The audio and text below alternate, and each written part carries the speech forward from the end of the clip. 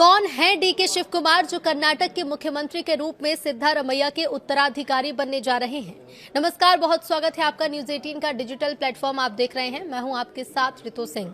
सिद्धारमैया ने 28 मई को मुख्यमंत्री पद छोड़ दिया है क्योंकि कांग्रेस नेतृत्व एक व्यापक राजनीतिक समझौते के तहत उनके लिए राज्यसभा सीट पर विचार कर रहा है। डीके शिव कुमार को अक्सर कांग्रेस नेतृत्व द्वारा संवेदनशील राजनीतिक जिम्मेदारियां सौंपी जाती थी, जिसमें राजनीतिक अस्थिरता के दौर में पार्टी विधायकों का प्रबंधन करना भी शामिल था। लंबे समय से कई जिम्मेदारियों को संभालते आ रहे हैं। दरअसल कर्नाटक के मुख्यमंत्री सिद्धारमैया ने 28 मई 2026 को अपने पद से इस्तीफा दे दिया और उनके उप मुख्यमंत्री डीके शिव कुमार को उनका उत्तराधिकारी बनाया गया। ये घटनाक्रम मंगलवार को नई दिल्ली स्थित कांग्रेस मुख्यालय में हुई एक उच्च स्तरीय बैठक के बाद सामने आया, जिसमें पार्टी अध्यक्ष मल्लिकार्जुन खड़गे, लोकसभा में विपक्ष के नेता राहुल गांधी, कर्नाटक प्रभारी रणदीप सुरजेवाला, सिद्धारमैया और शिव कुमार समेत कई वरिष्ठ नेता शामिल थे। ये निर्णय पार्टी की उच्च कमान के लिए एक बड़ी सफलता है, जो 2023 के विधानसभा चुनाव में जीत के बाद से कर्नाटक में नेतृत्व की प्रतिस्पर्धी महत्वाकांक्षाओं से जूझ रही थी।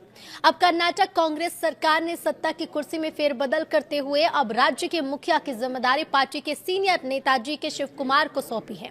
वो राज्य के 25वें मुख्यमंत्री के तौर पर 3 जून को शपथ लेंगे।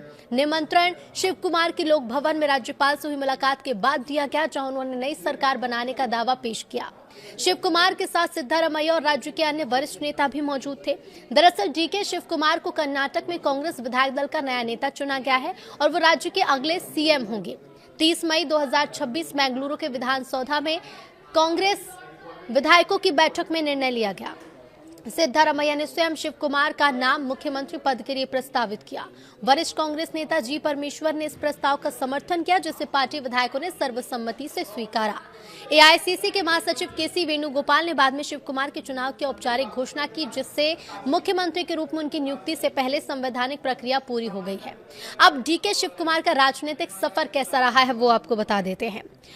तो देखिए, छात्र नेता से कर्नाटक के सीएम बनने तक एक राजनीतिक रूप से सक्रिय परिवार में जन्मे शिव कुमार ने 18 साल की आयु में सार्वजनिक जीवन में प्रवेश किया। डीके शिव कुमार का राजनीतिक करियर 4 दशकों से ज्यादा समय तक फैला हुआ है। वो छात्र राजनीति में सक्रिय रहे, जब वो कांग्रेस के छात्र संगठन national students union of India में शामिल हुए। तेजी से आगे बढ़े और 1981 से 1983 के बीच एनएसयूआई के बेंगलुरु जिला इकाई के अध्यक्ष के रूप में काम किया। बेंगलुरु के रामनारायण चेलाराम कॉलेज में पढ़ाई के दौरान युवा कांग्रेस में शामिल हुआ और इसकी कर्नाटक इकाई के महासचिव भी बने। वो राज्य की चुनावी राजनीति में 1985 में आए और कांग्रेस ने उन्हें सथानूर विधानसभा क्षेत्र से जनता दल के सबसे प्रभावशाली नेता एचडी देवेगौड़ा के खिलाफ मैदान में उतारा। हालांकि वो हार गए, लेकिन डीके शिव कुमार के दमदार प्रदर्शन ने उन्हें होनहार युवा नेता के रूप में स्थापित कर दिया। 2 साल बाद सथानूर निर्वाचन क्षेत्र से बेंगलुरु ग्रामीण जिला पंचायत के लिए चुने गए। 1989 में उन्होंने कांग्रेस के टिकट पर सथानूर से पहला विधानसभा चुनाव जीता। शिव कुमार का पार्टी में उदय 1990 के दशक के आरंभ में तेजी से हुआ। उन्होंने सारेकोप्पा बंगारप्पा सरकार के गठन में महत्वपूर्ण भूमिका निभाई। जेल मंत्री नियुक्त हुए, जिससे राज्य मंत्रिमंडल में सबसे युवा मंत्रियों में से एक बन गए। 1994 में कांग्रेस का टिकट न मिलने के बावजूद उन्होंने बागी उम्मीदवार के रूप में चुनाव लड़ा और अपनी राजनीतिक प्रासंगिकता बरकरार रखी। कई दशकों में शिव कुमार ने कुशल आयोजक और चुनाव रणनीतिकार के रूप में प्रतिष्ठा बनाई। पूर्व मुख्यमंत्री एसएम कृष्णा के करीबी सहयोगी होने के नाते उन्होंने सहकारिता, शहरी विकास और ऊर्जा समेत कई महत्वपूर्ण विभागों का काम संभाला। सथानूर और बाद में कनकपुरा से लगातार कई चुनाव जीते और कर्नाटक में कांग्रेस के सबसे भरोसेमंद जन नेताओं में से एक के रूप में उभरे हैं।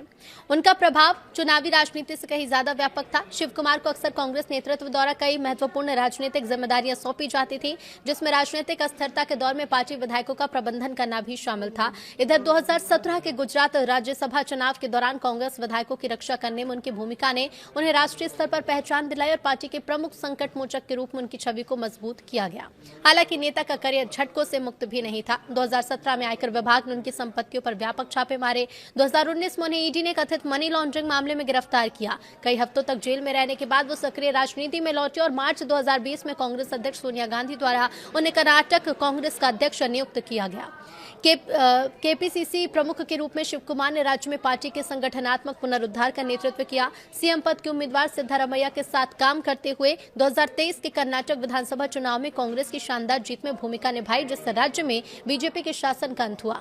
जीत ने उन्हें कर्नाटक के सबसे प्रभावशाली कांग्रेसी नेताओं में से एक के रूप में स्थापित किया। हालांकि सिद्धारमैया को सीएम चुना गया, शिव कुमार को उप मुख्यमंत्री नियुक्त किया गया और उन्होंने पार्टी और सरकार में भूमिका निभाई और प्रभाव बनाए रखा।